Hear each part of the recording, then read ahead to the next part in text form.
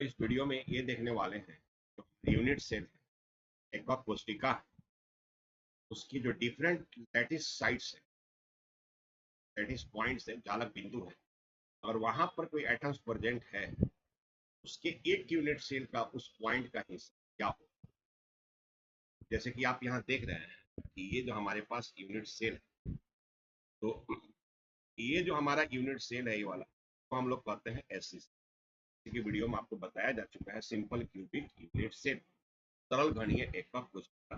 अब बच्चों इसको कहते हैं बीसीसी, बड़ी सेंटर क्यूबिक यूनिट सेल, अंतः केंद्रित घनीय एकक कोशिका। और इसको कहते हैं FCC, face centred cubic unit cell, इसको कहते हैं सतह केंद्रित घनीय एकक कोशिका। और उसमें बताया गया है आपको, अगर कोई एससीसी है, अगर कोई एससीसी है, सिंपल क्यूबिक यूनिट सेल है, तो आपको बताया गया है कि लैटिस पॉइंट जो है वो सभी कोनों पर उपस्थित है। एक यूनिट सेल के अंदर 8 कोने हैं, तो 8 कोनों पर हमारा लैटिस पॉइंट्स। अब हमको इसमें पढ़ना क्या है कि अगर कोई एटम्स अगर कॉर्नर पे प्रेजेंट है, उसके एक कॉर्नर का हिस्सा कितना होगा, ये हमको पढ़ना है और ये हमको समझना है, देखना है। ठीक है, आइए इसको हम लोग समझते हैं कि अगर कोई यूनिट सेल कॉर्नर पर प्रेजेंट है, तो देखिए इसके लिए एक तरीका यह है कि आपको हम समझाते हैं एक फोटो के मदद से। यहाँ देखिए कि आपके पास एक ये हमारा फोटो, और यहाँ पर एक चीज मैं आपको बताना चाहेंगे कि जो पूरा अरेंजमेंट आप देख रहे हैं, ये पूरा अरेंजमेंट, इसमें हम आपसे कह रहे हैं कि यहाँ पर 8 यूनिट सेल है। तो आप कहेगा सर हम नहीं मानते हैं, तो आइए आपको 8 यूनिट सेल बताते हैं कि 8 कैसे है। 8 ये जो आप डार्क, थोड़ा सा डार्क हम एज कर दिए, जो किनारा हमने डार्क कर दिया ब्लैक, उम्मीद करते हैं एक यूनिट सेल तो ये आपको समझ में आ रहा होगा, जिसको हमने क्या किया, किनारा कर दिया एक। ठीक है, यह एक यह यूनिट सेल जो है, तो हमने यहाँ पर किनारा किया, ये ब्लैक वाला है। ठीक है, इसके आगे हम क्या कर रहे हैं, इससे आगे यहाँ पर जस्ट इसके बगल में जो आगे में है, ये लाल हमने, आप एक समझिए कि यहाँ पर एक दूसरा यूनिट सेल है, तो यूनिट सेल आपको यहाँ दिखाई पड़ गया। अब मैं आपको क्या कर रहा हूँ, एक एक आपको मैं पीछे की तरफ दिखा रहा हूँ, यहाँ नीचे वाला व्हाइट से, उम्मीद करते हैं कि आपको समझ में आएगा कि एक यहाँ पर ये ब्लैक वाला अंदर में वाला। ठीक, तो अगर हम यहाँ पर एक दूसरा कलर ले लें, दूसरा में मान लिया हम हरा ले लें, यहाँ देखिए एक व्हाइट के बगल में ये वाला पार्ट, एक यूनिट सेल नीचे हो, तो 4 यूनिट सेल तो नीचे हो गया, और इसी के ऊपर 4 यूनिट सेल क्या हो गया, ऊपर। हम उम्मीद करते हैं कि 8 यूनिट सेल, क्योंकि 4 नीचे वाला और इसी के ऊपर 4 है, तो आपको समझ में आ। इसको एक और तरीका से आप समझ सकते हैं, मान लीजिए कि अगर हम आपसे कहें है,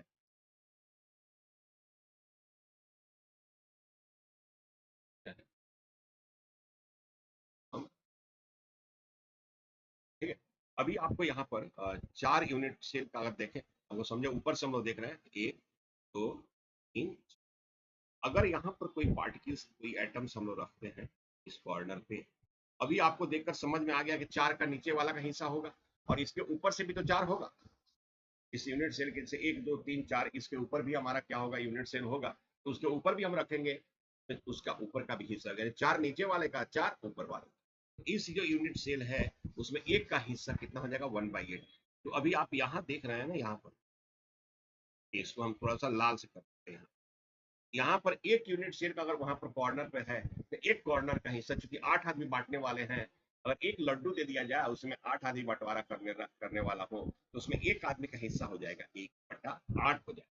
इसलिए एक कॉर्नर का हिस्सा जो हम लोग यहाँ पर, अब देखें यहाँ पर ये जो कॉर्नर का हिस्सा, अगर हम यहाँ पर बात करें, ये पूरा एक कॉर्नर का हिस्सा है, ये वाला एक कॉर्नर का हिस्सा, सभी कॉर्नर का हिस्सा 1/8, या ये वाला कॉर्नर हो, या बच्चों या आपका यहाँ का कॉर्नर हो, या बच्चों आपका अगर हम कहें यहाँ का कॉर्नर हो, ठीक है, या आपको कहें कि यहाँ का कॉर्नर हो, कोई भी कॉर्नर जो होगा उसका हिस्सा हो जाएगा 1/8, प्रत्येक कॉर्नर का हिस्सा हो जाएगा 1/8। एक यूनिट सेल में 8 होगा, कॉर्नर होता है और उसमें एक का हिस्सा हो जाता है 1/8। अच्छा, अगर देखिए यहाँ पर अगर हम लोग कहें कि जैसे कि ये बॉडी के सेंटर में अंदर में, जैसे यहाँ पर ये एटम्स है इस यूनिट सेल के अंदर ही है, और आप जिस रूम में बैठे हैं उसके प्रत्येक कोना से डायगोनली आप दूसरे कोना पर 4 रस्सी तार, 8 कोना तो रूम में भी होता है, ठीक है। एक टॉप के इस लेफ्ट हैंड का कॉर्नर ले टॉप का, तो नीचे आपका राइट हैंड का कॉर्नर ले ले बॉटम। इस तरह जब रस्सी तानेंगे, 4 रस्सी जब तानेंगे तो सेंटर में एक जगह वो रस्सी एक दूसरे को क्रॉस करेगा, जिसको कहते हैं बॉडी सेंटर। कॉर्नर पर अगर कोई पार्टिकल्स है तो उसमें दूसरे यूनिट सेल का कोई हिस्सा नहीं होता, ठीक है। आप ये समझ, कॉर्नर का हिस्सा समझ गया। बॉडी के डायगोनल पर, अगर डायगोनल पर ही कहीं इस पूरे डायगोनल पर बच्चों, इस पूरे डायगोनल पर ही अगर कोई एटम रखा जाए, नहीं कहा देगा कि अगर एक यूनिट सेल के प्रत्येक विकर्ण पर, प्रत्येक अंतः विकर्ण पर 2 एटम्स है, एक यूनिट सेल के अंदर जो अंतः विकर्ण, देखिए यहाँ पर ये भी समझिए बॉडी डायगोनल कितना होता है, एक ही आपको दिखाई पड़ गया। अब देखिए यहाँ एक किया हो, ठीक है। मैं आपको थोड़ा सा कलर बदल के एक आपका ये, ठीक है। और 3 देख लिया आप, अब चौथा देख लीजिए, चौथा एक आपका यहाँ से चल यहाँ, यहीं पर विकर्ण कटेगा। एक यूनिट सेल के अंदर 4 बॉडी डायगोनल होता है, यानी अंतः विकर्ण होता है 4, और प्रत्येक अंतः विकर्ण पर अगर 2 लैटिस पॉइंट्स हो, जैसे कि मान लीजिए अगर यहाँ हो तो यहाँ, और प्रत्येक अंतः विकर्ण पर 2 हो, 4 अंतः विकर्ण है प्रत्येक एक यूनिट सेल के अंदर। कणों की संख्या, एटम्स की संख्या, परमाणुओं की संख्या 4 गुने 2 8 हो जाए। अगर प्रत्येक बॉडी डायगोनल पे 2 है तो। अब बॉडी सेंटर तो बेटा आपका एक ही रहेगा, तो अगर बॉडी सेंटर पे है तो उसमें दूसरे का कोई हिस्सा नहीं है। एक बात और यहाँ देखें, अगर हम कहें आपको, यहाँ पर आप देख रहे हैं कि एक यह यूनिट, आप यहाँ देख रहे हैं एक यह यूनिट है, कलर कर दे रहे हैं ताकि आपको ये समझ में आए। यूनिट एक यह यूनिट और एक ये जो आपका कलर वाला है, 2 यूनिट सेल नजर आ गए। अब यहाँ पर अगर बच्चों हम आपसे कहें कि यहाँ पर जो ये दीवार आप देख रहे हैं, ये वाला दीवार, इसको हम ब्लैक हो जाए, अगर ये वाला दीवार हम देख रहे हैं और ये दोनों के बीच का दीवार है, अब इस दीवार पर अगर यहाँ पर हम एक एटम्स रख देंगे, एटम से स्फेरिकल होता है, ठोस गोला के रूप में माना जाता है, आधा इसके साथ और आधा इसके, एक फेस का हिस्सा हो जाता है 1/2। देखिए यहाँ जो फेस है इसका हिस्सा हो जाता है 1/2 फेस का हिस्सा, और फेस की संख्या कितनी होती है बताया गया है सभी वीडियो में, 6 फेसेस का हिस्सा। तो हम लोग कोना का हिस्सा देख लिया 1/8, 8 कोना है। अगर बॉडी के सेंटर में है तो उसमें दूसरे यूनिट से का कोई हिस्सा नहीं है, और एक फेस का हिस्सा है 1/2, तो एक फेस का हिस्सा होता है 1। अब यहाँ देखें आपके लिए ये हमारा है सिंपल क्यूबिक, सिंपल क्यूबिक, यानी ये हम लोग का है simple cubic unit cell एसिस।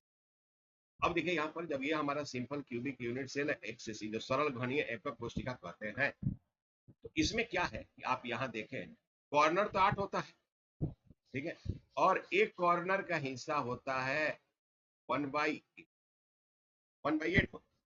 8 into 1/8 करेंगे, आपका ये एक कॉर्नर में, कॉर्नर के कारण एक यूनिट सेल के अंदर नंबर ऑफ एटम्स कितना हो जाएगा 1, ठीक है। और एक यहाँ पर देख रहे हैं फेसेस पर है नहीं, सेंटर पे है नहीं, एक यूनिट सेल में नंबर ऑफ एटम्स कितना हो जाएगा 1। और कोई कहता है कि एलिमेंट है जो एससीसी अरेंजमेंट, उसके एक यूनिट सेल में एटम्स की संख्या, परमाणुओं की संख्या कितनी होगी 1, 8 कॉर्नर पर एक का हिस्सा 1/8। अब मान लीजिए आपको हम कहते हैं कि हमारे पास अब है यह बॉडी से, body centre cubic unit cell अंतः केंद्रित घनीय एकक कोशिका। यहाँ भी देखिए एक तो बात फिक्स है कि ये हमारा कॉर्नर पे तो 8 है, और कॉर्नर का हिस्सा बच्चों कितना होता है 1/8, और एक हमारा यहाँ पर होता है बॉडी के सेंटर पे। इसके कारण यहाँ पर कॉर्नर के कारण एक एटम हो गया, और एक बॉडी के सेंटर में दोनों जोड़ दिया कितना हो जाएगा 2 हो जाएगा।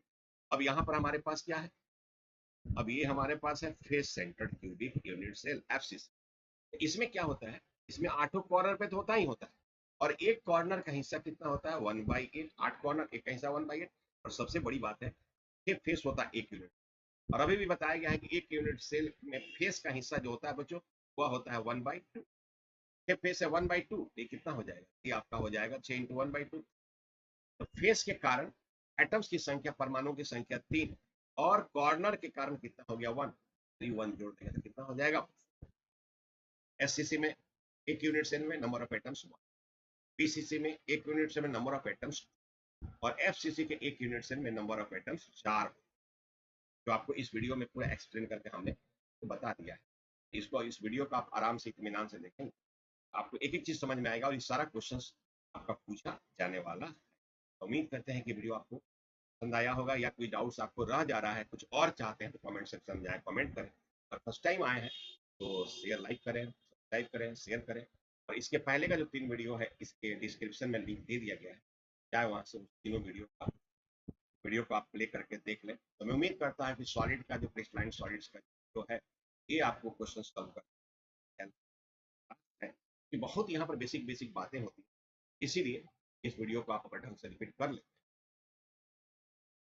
धन्यवाद आप सभी का, वेलकम।